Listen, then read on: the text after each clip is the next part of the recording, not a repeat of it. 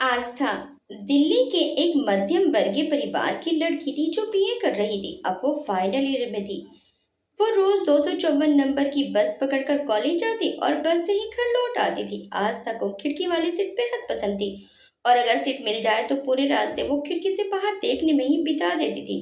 घर आने जाने के रास्ते में ही पड़ता था समयपुर बादली स्थान का स्टॉपेज। एक रोज आस्था यूं ही खिड़की की तरफ वाली सीट पर बैठकर बाहर देख रही थी। बस बादली स्टॉपेज पर रुकी तो वहां एक ट्रैफिक पुलिस वाला नजर आया। बेहद हैंडसम था वो। कभी किसी लड़की की तरफ ना देखने वाली आस्था तो उस पर से पल भर को नजरें ही नहीं हटा पाई। वो अपना काम करने में बिजी था और अचानक ही अपने साथ वाले दूसरे ट्रैफिक पुलिस वाले की किसी बात पर जोर से हंस पड़ा। आस्था तो बस खोकर रह गई उसकी हंसी में। जितना वो हैंडसम था उससे ज्यादा उसकी स्माइल प्यारी थी। एक गाल में हल्का सा डिंपल पड़ रहा था। बस स्टार्ट हुई तो उसने इस तरफ देखा। खिड़की पर मौजूद आस्था ने उसके अचानक देखने पर हड़बड़ाकर दूसरी तरफ देखना शुरू कर दिया। उस ट्रैफिक पुलिस वाले ने कुछ सेकंड में ही आस्था पर से अपनी नजरें हटा ली और फिर से अपने साथी से बात करने लगा। बस भी आगे ही बढ़ चुकी थी तो अब वो नजर आना बंद हो चुका था, लेकिन आस्था के दिमाग से उसकी छवि नहीं उतरी थी। आज छुट्टी के वक्त भी आउटर मुद्रिका बस से लौटते हुए जब पादली का स्टॉपेज आया तो बस में खड़ी आस्था ने फौरन बाहर देखा। उसकी नजर ट्रैफिक पुलिस वाले को तलाश रही थी पर वो नजर नहीं आया। आते हुए अक्सर ही उसे सीट नहीं मिला करती थी। बस आगे बढ़ गई तो आस्था ने बुझे मन से एक बार फिर बाहर देखा तो वे रोड के दूसरी तरफ से आधा दिखाई पड़ा। आस्था को वो जब तक नजर आया तब तक वो पीछे मुड़कर उसे देखती रही। अब तो ये रोज का नियम बन गया था। आस्था को वो छुट्टी के वक्त नजर आए या ना आए, लेकिन सुबह जब वो खिड़की की तरफ वाली सीट पर होती तो वो ट्रैफिक पुलिस वाला उसे बादली स्टॉपेज पर नजर आ ही जाया करता था। धीरे धीरे आस्था के मन में उसके लिए चाहत जन्म ले चुकी थी, पर वो ये नहीं जान पाई थी कि ट्रैफिक पुलिस वाले ने उसे नोटिस भी किया है या नहीं। हालांकि आस्था के इस तरह उसे एकटक देखते रहने पर कई बार उस पुलिस वाले की नजर भी उस पर पड़ जाया करती थी, लेकिन वो उसे फौरन अनदेखा कर देता था। जबकि आस्था भी कोई कम खूबसूरत नहीं थी। स्नो वाइट सी गोरी थी वो। धूप में तो उसका रूप और भी चमक उठता था। आज आस्था का प्रैक्टिकल एग्जाम था, लेकिन आधी दूर पहुंचने के बाद ट्रैफिक जाम इतना लंबा था कि 1 घंटे बाद गाड़ी टस से मस नहीं हुई थी। मात्र 15 मिनट का रास्ता तय किया था बस ने।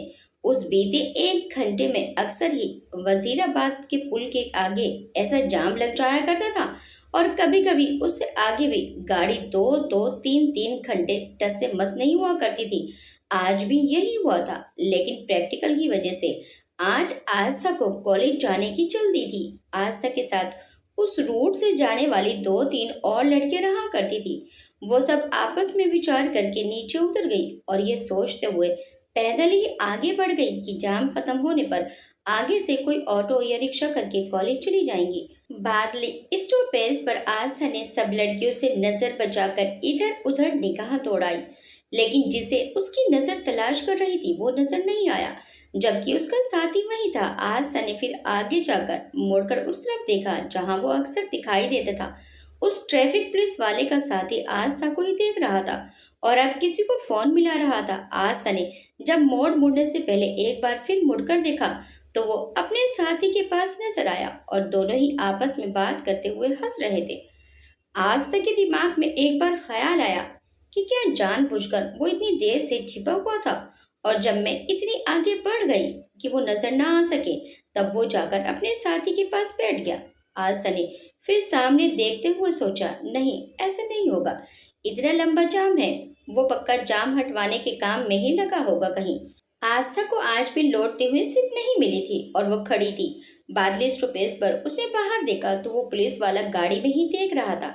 आस्था उसे नजर नहीं आई थी, लेकिन आस्था उसको देख पा रही थी। उसे इस तरह बस की तरफ देखते देखकर आस्था सोचने लगी, क्या वो मुझे ही ढूंढ रहा है? पर ऐसे कैसे हो सकता है? दिन भर में कितनी ही बसें गुजरती हैं, तो वो मुझे ही क्यों तलाशेगा? नेक्स्ट डे वो सुबह नजर नहीं आया और आस्था का मन उदास हो गया।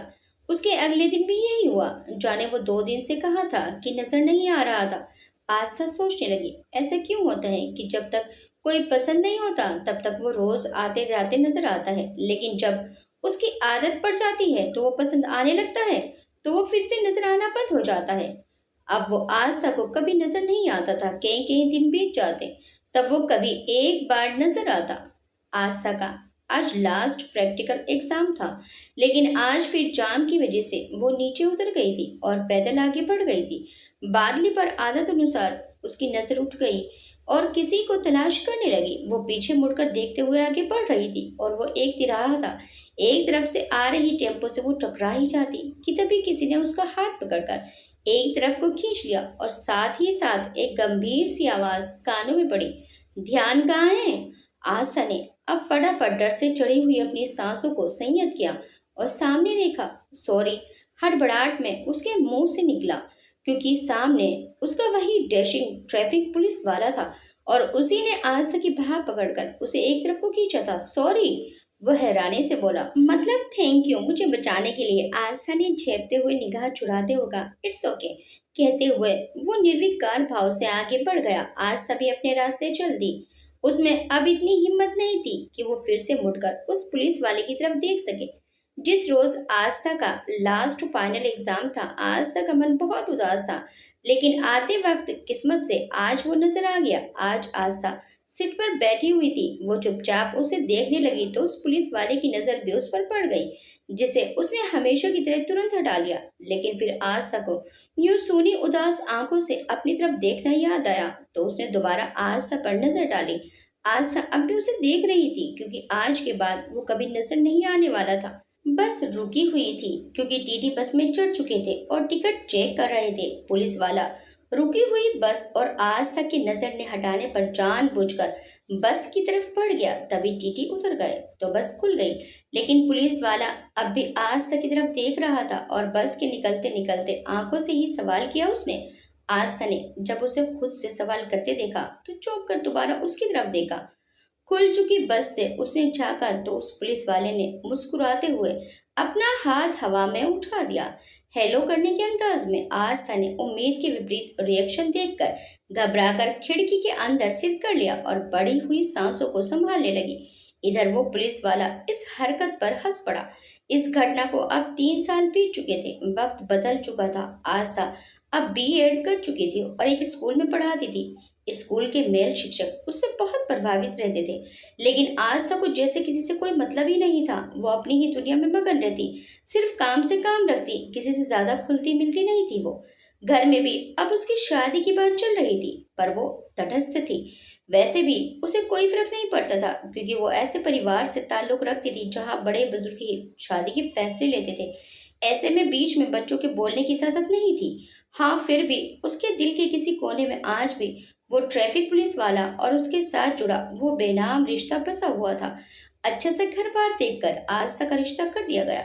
लड़के वालों ने भी लड़की को पसंद कर लिया और पापा और दादाजी बहुत खुश थे, क्योंकि लड़का नेवी में ऑफिसर था। आस्था शादी करके ससुराल आ गई, लेकिन वो लड़का रेहान सिंह ठीक नहीं था। अक्सर ही शराब पीकर घर आता और जाने कितनी ही लड़कियों से उसके रिलेशन थे। आस्था पूरी तरह टूट गई थी ये सब देखकर, लेकिन फिर भी वो अपनी तरफ से रिश्ता निभाने की पूरी कोशिश कर रही थी, क्योंकि लोगों के हिसाब से तो वो बहुत लकी थी कि उसकी शादी नेवी ऑफिसर से हुई थी। शादी को अभी 1 ही महीना हुआ था कि नशे में धुत में लड़की के साथ घर आया तो आस्था के पैरों तले जमीन निकल गई। ये उसके साथ क्या हो गया था?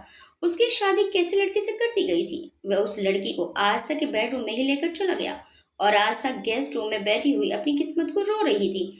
उसकी आंखों से झरझर आंसू बह रहे थे। वे नई नवेली दुल्हन थी, अभी तो उसके हाथों पर से मेहंदी का रंग भी नहीं छूटा था और उसका पति किसी और लड़की के साथ रंगरलियां मना रहा था। एक पत्नी के लिए सब कुछ सहन करना बहुत ही मुश्किल होता है। आज तक घंटों तक रोती रही और रोते रोते उसकी आंख लग गई। उसने सपना देखा। उसने सपने में देखा कि चारों ओर पानी भरा हुआ है और वह उस पानी में डूब रही है। तभी किसी ने आकर उसका हाथ पकड़ लिया और उसे पानी से बाहर निकाला। जैसे ही वह उसका चेहरा देखना चाहती थी, उसकी आंख खुल गई। वह सोचने लगी कि ये तो बस एक सपना था, अब मैं शायद डूब ही जाऊंगी। कौन है जो मुझे डूबने से आएगा बचाने? कोई नहीं। अब तो उसके पति का रोज का काम हो गया। नशे में धुत होकर लड़की को साथ में लेकर आता और आस्था गेस्ट रूम में रोती रहती। शुरू में तो आस्था लोक लाज के डर से चुप रही, एक दिन सुबह के समय आस्था ने जब उसके पति का नशा उतर गया तो अपने पति से इस बारे में बात करनी चाहिए। तो उसने चिल्लाकर कहा, तुम्हारी हिम्मत कैसे हुई मुझसे सवाल जवाब करने की? इतनी औकात नहीं है तुम्हारी, चुपचाप एक तरफ इस घर में पड़ी रहे। अगर मेरी जिंदगी में दखल अंदाजी करने की कोशिश की तो मैं तुझे इस घर से बाहर निकाल दूंगा।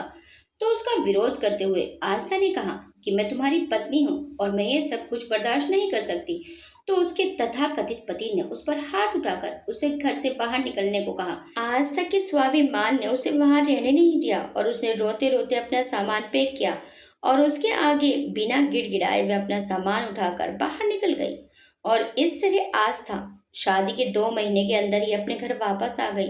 उसने अपने घर आकर सब कुछ बता दिया। नौकरी वैसे भी उसने नहीं छोड़ी थी और अब इससे ज्यादा जिल्लत सहन करना उसके बस में नहीं था। उसके पिता ने उसका पूरा साथ दिया और दादाजी के ने चाहते हुए भी उन्होंने आस्था को तलाक दिलवाने में उसकी पूरी मदद की। आस्था की जिंदगी फिर से पुराने ढर्रे पर लौट आई थी, परंतु उसकी जिंदगी में जैसे कुछ बाकी नहीं रह गया था। वह उदास मन से स्कूल जाती और स्कूल से वापस आकर अपने कमरे में बंद हो जाती।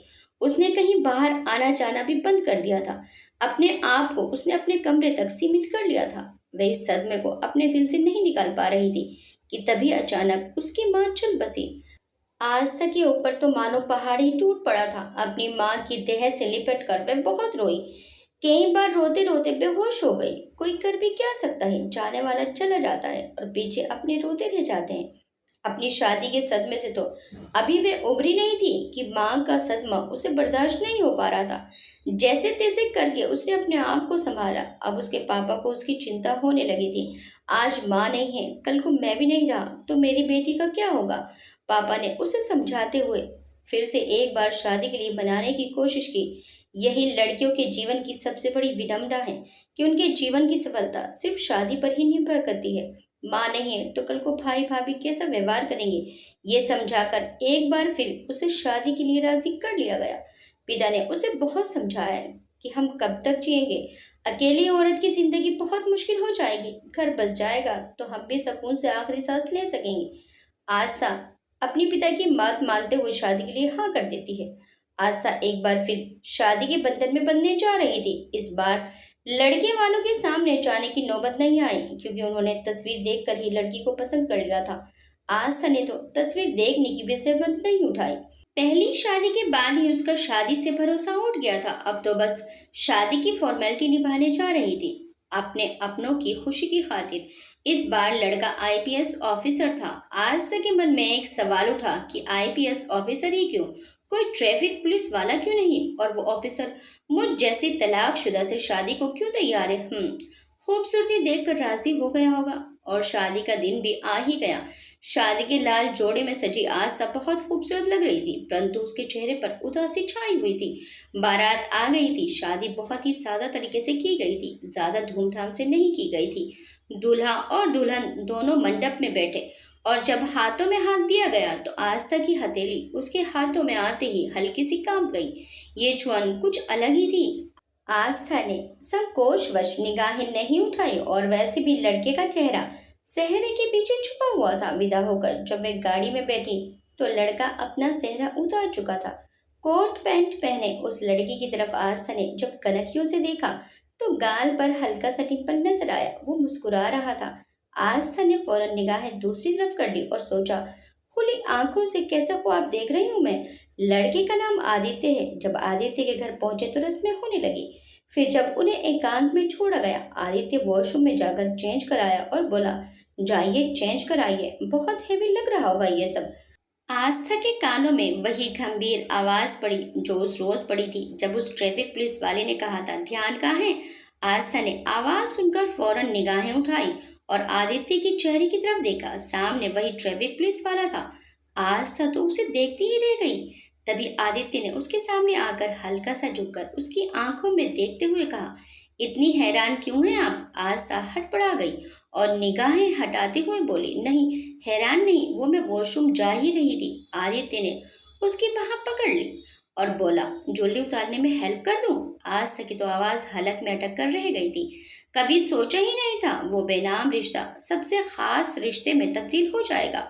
उसकी वो अनकही प्रेम की दास्तान एक दिन मुकम्मल होगी। आस्था ज्वेलरी उतारते हुए देख रही थी कि आदित्य का पूरा ध्यान उसकी ज्वेलरी उतारने पर था। एक बार भी उसने आस्था को अनकंफर्टेबल सिचुएशन में डालने की कोशिश नहीं की।